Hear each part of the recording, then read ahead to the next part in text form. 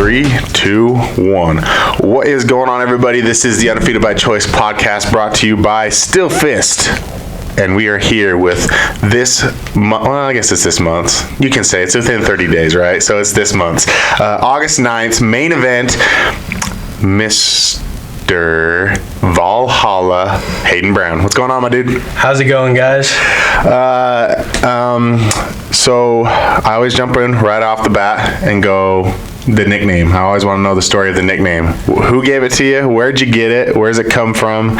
Give me the origin stories of Valhalla. So Valhalla, I was kind of getting, like when I first got started into fighting and whatnot, I didn't really have a nickname, and found out my family heritage were Vikings.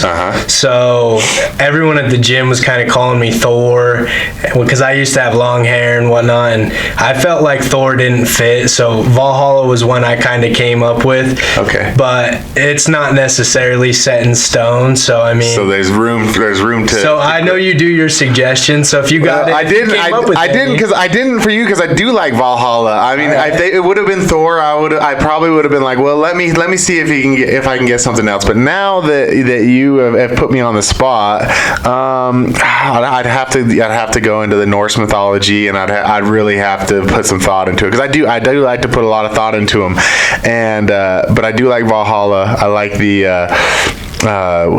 Mad Max. How, like, isn't that what they yell, or like isn't that what they like scream when they take that and whatever? I don't know. I don't know what I'm talking about, man. Yeah. But yeah, I do like Valhalla, and but if you're up to if you're willing to get a new one or to have it changed, I will come up with some, and at some point we'll have some sort of competition, and we'll get you a good Norse mythology Viking nickname. I mean, you could be like Ragnar.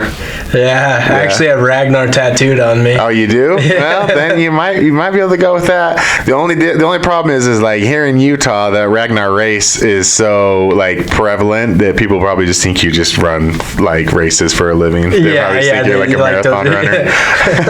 Definitely not a marathon runner. So that may not be a good one. I'm trying to think of the other guys. Loki. There's Loki. Yeah, he's a trickster. He's a trickster, and I think honestly that might fit you because I honestly think that you're a bit of a trickster, and I'll tell you why. I've seen a few of your fights. I've watched the highlights on a lot of your fights, but for some reason, I've seen a highlight on a few of your fights, and this is I need to establish this. A lot of people talk about your wrestling, and they talk about Hayden's a wrestler. Hayden does this, and I'm always like, I've never seen Hayden wrestle. I only see Hayden stand up, and I've seen you. I saw your decision win over Lehigh. Your fight out at Tough Enough, you got a knockout, and so like I've been seeing all this stand up, but I'll hear people talking about your wrestling. So I'm wondering if you're a trickster and you've just told everybody you're this amazing wrestler, so everyone's scared to go to the ground with you, and you get to stand up with them. Like, what is the deal with that? Why is everyone talking about your wrestling, but all you're doing is winning people standing up? So I know I haven't really shown a ton of my wrestling in my fights. I did my first couple fights, which were actually at heavyweight, so I didn't really want to stand and bang with some big boys, you know. But I actually took 6th at the high school folk style national championships and placed in like the freestyle Greco states and like the Utah state tournament and stuff. So I guess technically my background is wrestling. Okay. But the whole reason I got into deciding to wrestle was I was getting in a lot of street fights. Most of them were for fun, just with buddies. We would have fight nights in the backyards, kind of like the Jorge Masvidal type of stuff. Yeah. Bare knuckle? Or we do bare knuckles sometimes, but if we weren't bare knuckle, we would do the 4-ounce gloves. Okay. And it was like, back then none of us really knew how to fight. We just all just lower your head and throw bombs. Yeah, so like when I was doing that, I started getting into like watching some of the UFC fights, and I noticed that most of the top level guys said that they were wrestling backgrounds, and you see guys like John Jones, and it's like, so he was actually a junior college national champion, and he's out there doing spinning elbows on guys and stuff. So I was like, maybe if I do this wrestling thing, I can kind of get a base for when I transition into doing MMA. So I started wrestling, and I wasn't too bad at it. So that's what I did, and like it's a tool I got in my arsenal that I don't use too much because I'd rather stand and bang. You know, so probably not the smartest plan. I probably could have finished some of my fights that I've had in the past sooner had I used my wrestling, but I like to entertain. I like to come out there. I like guys to not know what I'm going to do, you know. Maybe I might come out there and start the fight out with the double leg. I might come out there and start banging. You never know. So okay, all right. Well, you are a bit of a trickster. I honestly was like, people are just like, oh yeah, Hayden's wrestling. And I'm like, I wouldn't worry about his wrestling because I've never seen him go for it. I've only seen him stand and bang. Like, I'd be more worried about the fists coming at you and the combos and that type of stuff. So now that you've clarified it a little bit more, maybe you should go with Loki. I don't know. So you hit me up. This was, I don't know, it was a while ago. You hit me up. You're like, hey, man, I'm going to be doing my pro debut soon. I want to come on the podcast. And I was like, not unless you sign that contract with Still Fist. That's how you get on the podcast. And you're like, all right, I'll do that. So we made it happen. You're making your pro debut August 9th. And why now? What was the turning, or what was the moment that you said, okay, now it's time. I got to sign that contract and it's time for me to go pro? So I've actually been wanting to go pro for like probably my past 3 fights. I was wanting to go pro, but I just, like my coaches and whatnot were saying, just do one more amateur fight. And then I'd go out there and finish the guy in the first round. So I was like, all right, like maybe I'm ready, but I didn't get tested. And so I did another one. And I just, after my last one, I fought down in Vegas, made the trip, sold a little bit of tickets to some people I knew down there, some people that drove down. And I was like, I just came down here and got in a fist fight and only got paid like $200 and was like, I feel like my skill level and whatnot and my maturity as a fighter was ready to go pro. So I figured it was the proper time to make that step up. Okay, all right. And I didn't know this. You said you were fighting heavyweight at first. So what were you weighing in at when you were going in and fighting? When you were fighting heavyweights, because you had to have been a lighter heavyweight, right? Yeah. So my highest weight point that I actually ever was 267, but that wasn't a week of the fight. That was in between my first and second fight. So my first fight was at a catch weight of 210. So because I didn't know, I was like 240 when I signed the contract. I wanted to fight a heavyweight, but the way the opponent lined up, they were like, well, what about light heavyweight? And I was like, I'm not committing to dieting that long to make 205. Like, I'm good. So we agreed on a catch weight at 210. Okay. I took the fight. I actually lost by split decision, and I believe I had either 1 or 2 points taken away for holding the cage. I'd never been in a cage before. I was right out of high school. Maybe trained stand up for like 3 months tops, and like by 3 months, it's not 3 months, 6 days a week. It was like once or twice a week. But if I was able to get off work, I'd go kind of like I wasn't taking it serious, Right. So after that, I didn't know like where I was at. So I just kind of got back into doing some like powerlifting and whatnot, just in the time of trying to figure out what I wanted to do. Got up to 267 pounds, signed to fight at heavyweight. I believe I weighed in about 230. I think that's the highest I've tipped the scales for a fight. But I was up there at the top end of the heavyweight, like on the scale, the number. I mean, I'm not that big of a dude compared to some of those heavyweights that are 6'4", 6'5", and I imagine you and Eric Iman, would be quite a size difference going in there. I'm smaller than that last guy he fought. You know what I mean? But so my first 2 fights were at heavyweight, and then since then I think I had 2 fights at 205, and the rest have been 185 or 170. Okay, so that's quite. I'm one that understands the effort that it takes to lose that type of weight, and going from. But for you to do it in that short amount of time in fighting, I can't imagine. Like, is it? So you've hit all those different weight classes. What is the most comfortable? Where do you feel you're the fastest, the strongest, the best? Is it right here at 185? Or do you like the 170? I feel like 170 or 185 is good for me. I think long term, you know, if I'm looking at, say, like a 5-year plan of my hopes of making it to the UFC, I believe that 170 is my proper weight class. Ooh, you want to go 170 in the UFC? That's the plan. That's a killer division, man. It sucks. That's a killer division. My natural build is a welterweight. Yeah. So it's hard because that's, in my opinion, 170 is the hardest weight class. Yeah. But some of those dudes at 185 are just monsters. You see like Joe Rodriguez, like guys like that, they're like tipping the scales like 215 when they walk into the fight, and they're like just as thick as me, but they're taller and got longer arms too. So I feel like 170 is my proper weight class, but no one wanted to smoke at 170 right now for my pro debut, so I decided to sign the contract for 185. Yeah, no, I do like I'm with you on that. I feel the same about that 170, that I like personally fighting at 170 or being at 170. I like training at 200 though. Yeah. I like being at the weight that I am right now as far as training goes, but then I look at the 205ers and I'm like, nah, I don't want none of that. It's hard. I don't want none of that. Well, like even when I fight the last time I fought at 170, when I fought Lehigh Dominguez, made weight 170 on the dot. It was kind of hard, but my check scale was off, so I got there like a pound or two heavy and had to go back, cut weight, and come back within the 2-hour window, or else I would have showed up on weight had like my scale been right, because I cut it like 2 hours before weigh-ins because I thought I was on weight. Yeah. But the next day, as you know, they weigh you in the day of the fight now. I bet you couldn't guess what I was the day of the fight. I don't. Yeah, I'm trying to think because I saw that fight, so I remember watching you walk into the ring. Go ahead, tell me. 194. Oh, jeez. Yeah. See, I wouldn't even feel comfortable with that. I wouldn't even feel comfortable. I mean, did you feel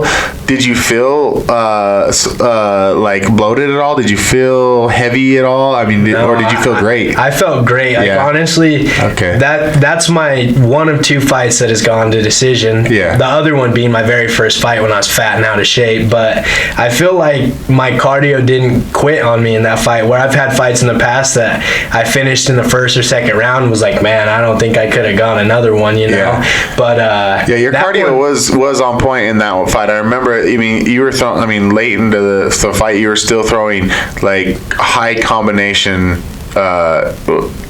strikes. You were throwing high combos. It wasn't just 1, 2, 3. It was like 5, 6, 7, 8, 9. Yeah. And you were still throwing those combos late into the fight. So I do remember you did have good cardio for that fight. So yeah, I mean, I guess, but this still that's 20 pounds.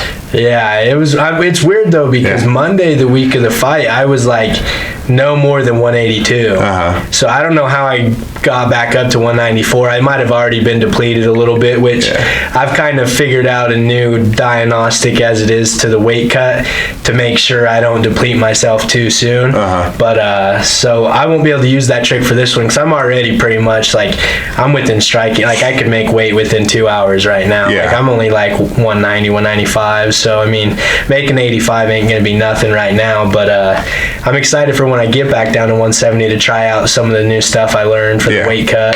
That's cool, man. I'll be excited. We'll be excited to see you. Hopefully, it'll be for Still Fist and all these other bum organizations you've been driving out to go. I was looking at your record. It was like Still Fist, Still Fist, Still Fist, and then all of a sudden you started going and fighting for some other people. I don't know why, but we're glad to have you back. Yeah. So the main reason that I started kind of taking fights out of state was because at the time I just turned 21 a couple months ago, and at the time it was like there'd be like 2 or 3 21 and ups to every all ages. Yeah. So it was like I'd win a fight in the first round, not even get touched, and be like, man, the next all ages ain't even for 4 months. What, like, I'm good to go tonight. I could win the second fight in the same night. So it was like, kind of started looking around, talked to Kevin, and, he gave me his blessing and, sent me in the right directions to take some fights out of state, you know, in the meantime. But now that we're back to pretty much every event's all ages now. Now that we're back to that, I'd like to just keep the ball rolling, fight every other month or something like that, maybe. Yeah, we'll have you anytime you want. Anytime a fighter's healthy and wants to fight, we're ready to put him in there. We've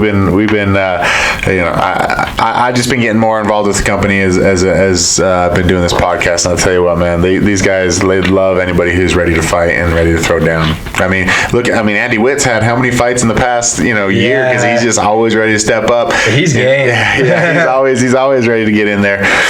So we did something that I haven't seen us do in Still Fist for. I don't think I've ever seen it. We had you and Nick actually do a standoff in the ring and talk a little trash back and forth to each other. And I was so confused because you guys have posted this video. I think both of you have posted it. I know Misty's posted it as well, of when you guys are talking and there's no mic on you and they're just talking back and forth and you're both smiling and you're looking so friendly and Nick's kind of darting his head forward, but you're still both just like laughing. And like, what was he saying at that point? Like that's torture to those of us who were sitting there watching. Like, are they being friendly? Is he talking shit? Like, what is going on? What do you remember what he was saying at that moment? You guys can all kind of ponder on it, but all I gotta say is we weren't saying good things to each other. Really? Oh my! Because you guys are like, because I saw you guys after and again, you were like kind of friendly towards each other. So hey,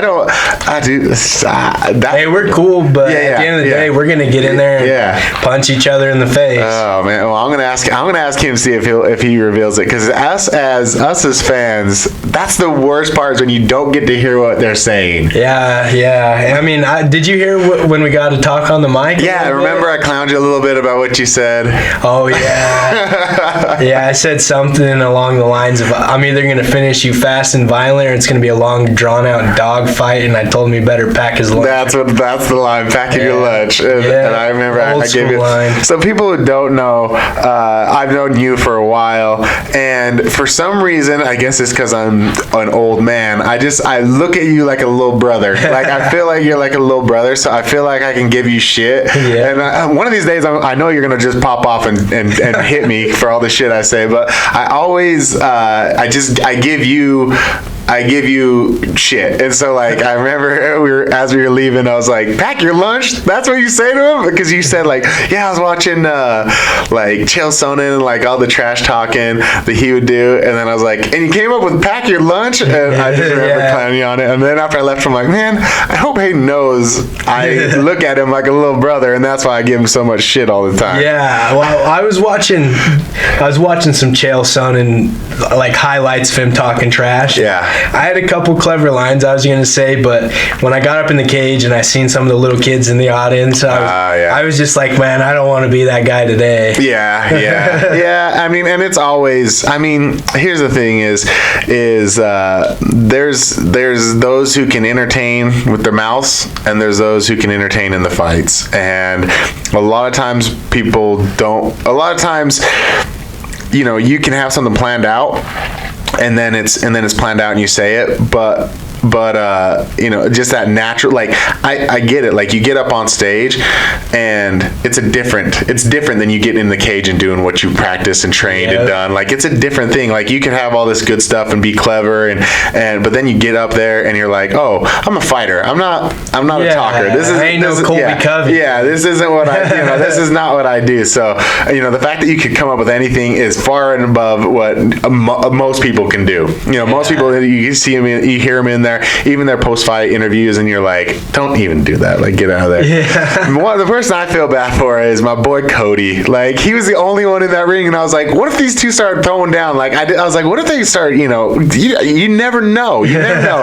What if they, you know, they start putting on a show, they start shoving. Cody's the only guy in there to separate these two. And I'll put my money on Cody, but, you know, my boy Cody, I don't want to put that on him. So I'm glad you guys were professional, and, you know, you kept your distance and you did your thing, and now we're all curious about what it is you guys were saying to each other. But let's get into your camp a little bit. You train at One Hit. Yeah. You still there? You still with everybody there? Who's your main training partners? Who you working with? Your main coaches? So my main coach right now has been Aldo Arisia and Jarrett Kelton. Okay. I work with both those guys a lot. Okay.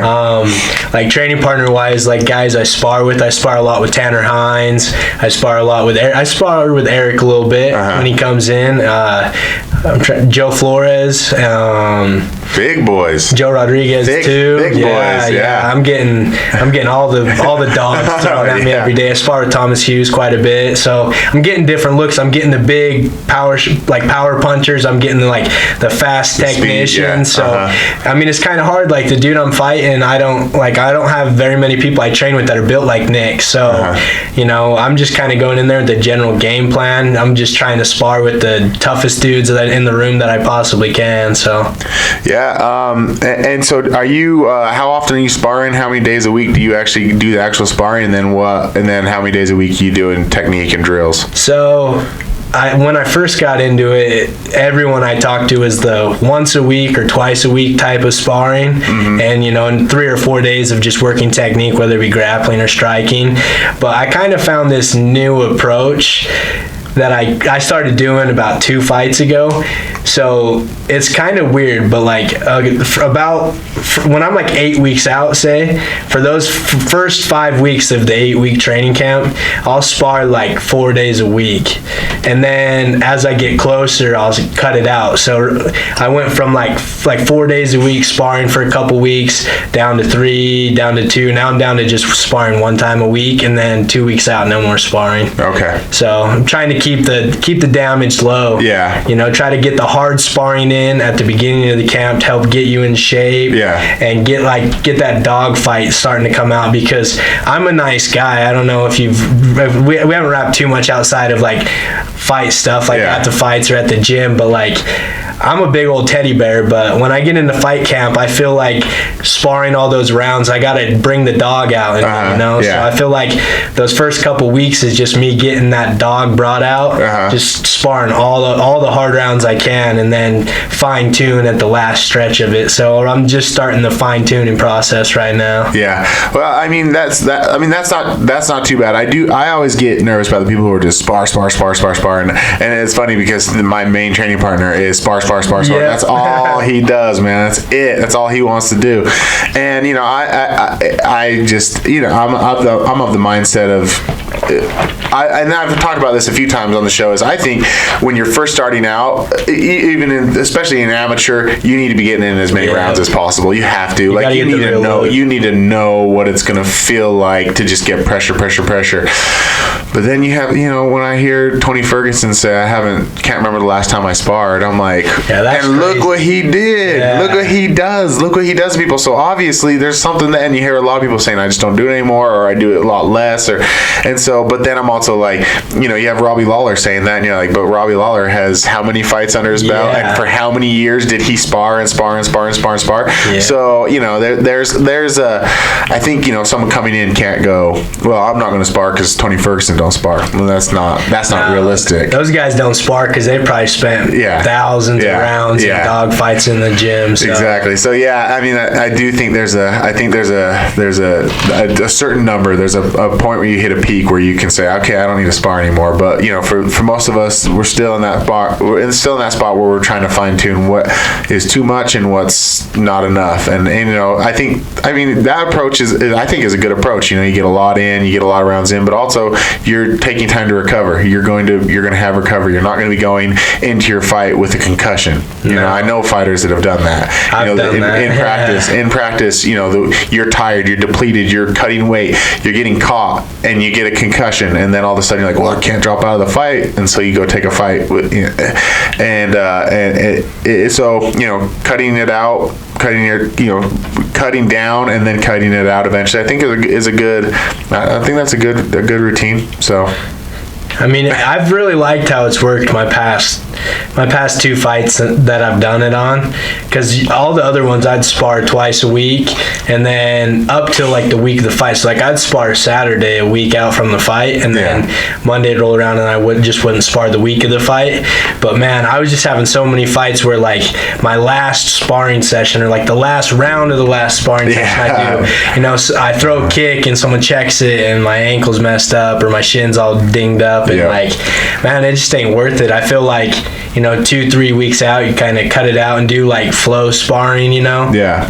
Keep the timing there, but like I like in trying to pick and choose who you spar with, because there's some guys you'll go in there with, they'll know you have a fight, but they just, maybe not intentionally, they just have one speed, and it's just, you got to be smart. So I try to go with those one speed guys at the beginning, and then as it gets closer, I try to pick the smart partners. And you have to. This is as much as I say this both ways. As much as it's a team sport, it's an individual sport. As much as it's an individual sport, it's a team sport. It really is both ways, and you have to look out for yourself. You've got the fight coming up. They don't have a fight coming up, and they're a one-speed guy. They're trying to build up their skills. They're trying to build up their whatever.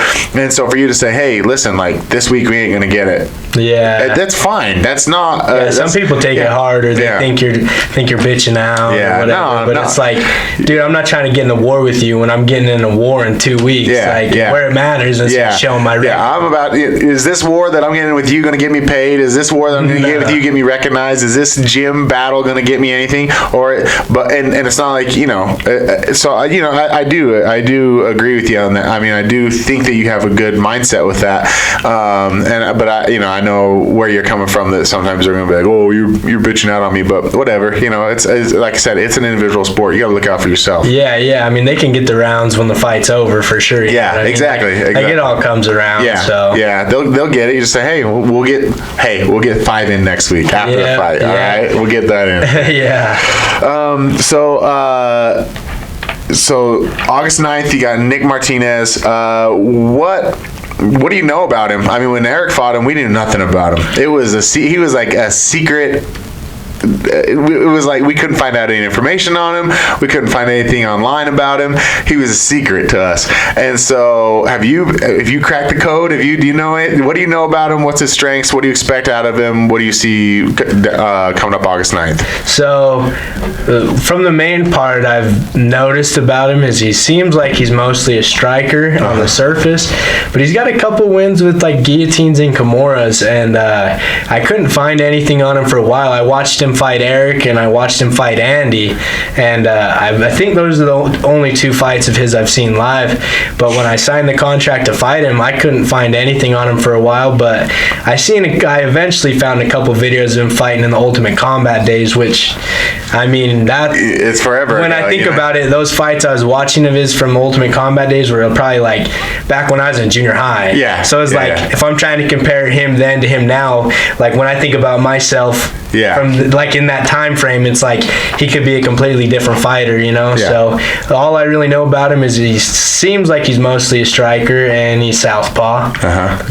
He seems like he's got a decent sized reach and tall, straight up stance. So that's about all I know about him. But I go in with the same game plan, pretty much whoever I'm fighting. So we'll get the same result either way. Yeah, he's got some long limbs. I've noticed that.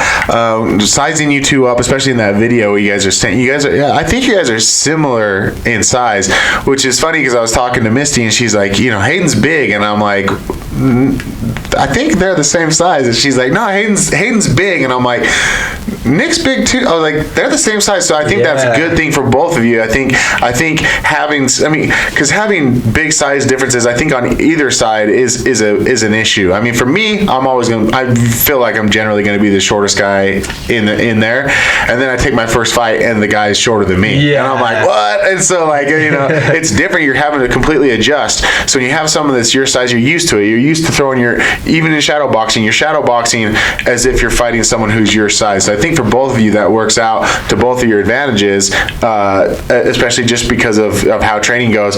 You are, and like you said, you don't have a lot of guys that are his size that you're training with, but I know when you're doing your shadow boxing as if you're not throwing high punches in your shadow boxing, you're not throwing low, you're throwing right where your head would be. And so for both of you, I think that works out. You're completely right. I mean, looking back on videos is always tough, but I'm glad you do it, because when fighters are like, I don't look at any video, or I'm always like, that's dangerous. I always try to. Dangerous. If you to can't, not you know can't. anything. Yeah. But if you got that accessible right there, everyone's got smartphones nowadays. If you got that right there in your pocket, Yeah. you type in someone's name and you can look at it. Why not? Yeah. You know what I mean? If you're not doing it, your coaches need to be. I like it when people are like, I don't do it because, you know, I've already got enough on my mind. I'm already stressing out enough. I already have a hard time sleeping. I don't want to be thinking about this person.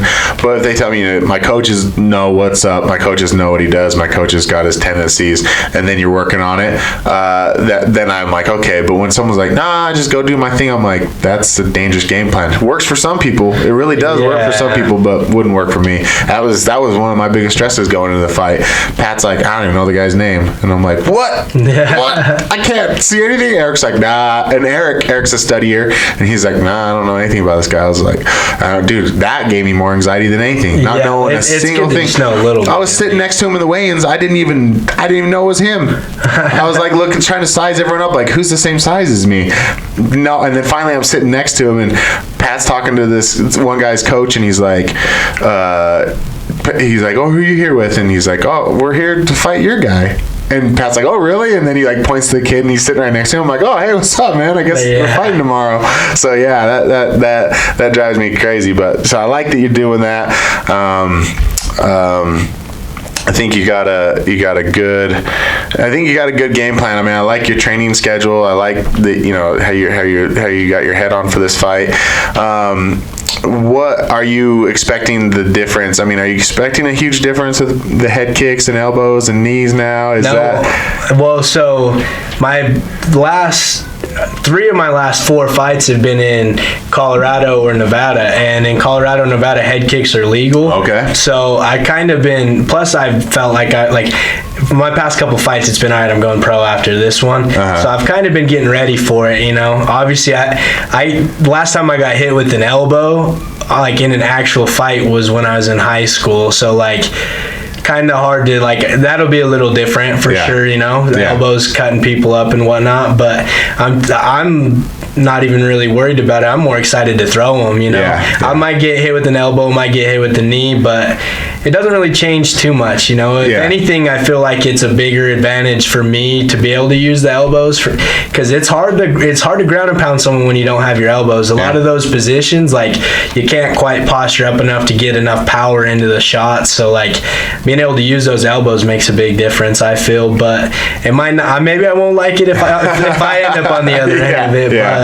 Well, I know when you add those, it usually ends up getting a little more bloody. So as spectators, we always like that Coliseum look where people are covered in blood and getting in there and doing it. So, you know, I know everybody's excited for this fight. When I posted the question of who's going to win, what round, when, blah blah blah. You know, I got a lot of responses to that, and I actually just didn't go and post any of them because I had so many. I was like, no one wants to go through all of these, but I had so many. And I'll tell you what, people are excited for this one. People are talking about it. People are ready to see you two get in there. So it's going to be a good one, August 9th.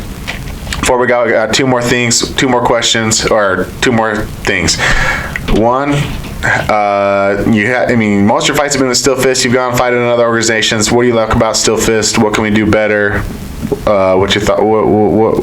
What's your mindset with Still Fist? Man, Still Fist runs a great show. I've fought for some good, good promotions in Colorado, though tough enough down in Vegas, and Still Fist is, man, they run a good show. You know, like, everything runs smoothly. Like, they got all the good sweet, like, lighting and smokes that come up when you walk out and whatnot. They're great guys running it, and man, I gotta say, like, Still Fist is for sure, like, they were the first people I fought for, and you know, they're gonna be the last people I fight for before I get that big call. So I love to hear that, man.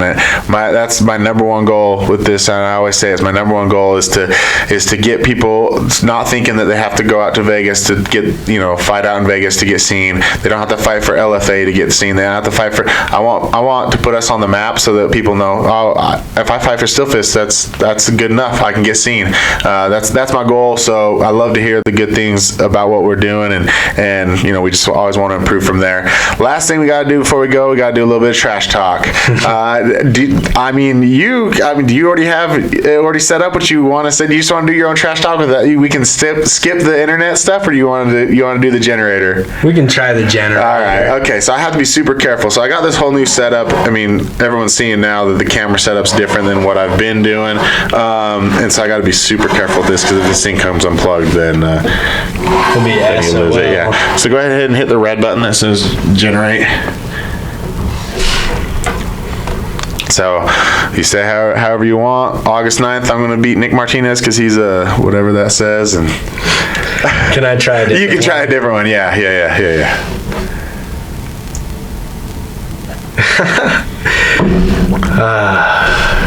This is your camera. Look into it. Let them know. See. Let them know. Man, You don't have to. You don't these have things to. are funny, but I'll read off what I got through this. So, on August 9th, I'm going to beat Nick Martinez because he's a goblin-loving burger smoker. Oh my God. I bet he loves burgers. I don't know if he's no goblin, but... Oh my God, man. But to second that, August 9th, I will finish Nick Martinez inside one round. Mark my words. All right, here we go. One round. Everybody, make sure you get your tickets. If you are a fan of Hayden, if you know Hayden, go get your tickets from him. It helps him out. If not, go to stillfistfight.com to get your tickets for this August 9th card. Main event, Hayden Brown. Go ahead, give us a like, subscribe, share. Find us on iTunes, iHeartRadio, and YouTube under Undefeated by Choice. Find us on Instagram on I was doing so. Still Fist Fight? No, it's Still Fist Fight. I was right in the middle of when I was saying that. I had a thought, like, I haven't announced to everybody that I'm sick right now, and if my voice sounds off, it's like in the middle of that. I was like, have I told everybody I'm sick yet? And then I totally lost my train of thought. Still Fist Fight on Instagram, Still Fist Fight Night on Facebook. Everybody, come out to the fights August 9th. Be good yourself. Be good to each other. I love you. Let's begin.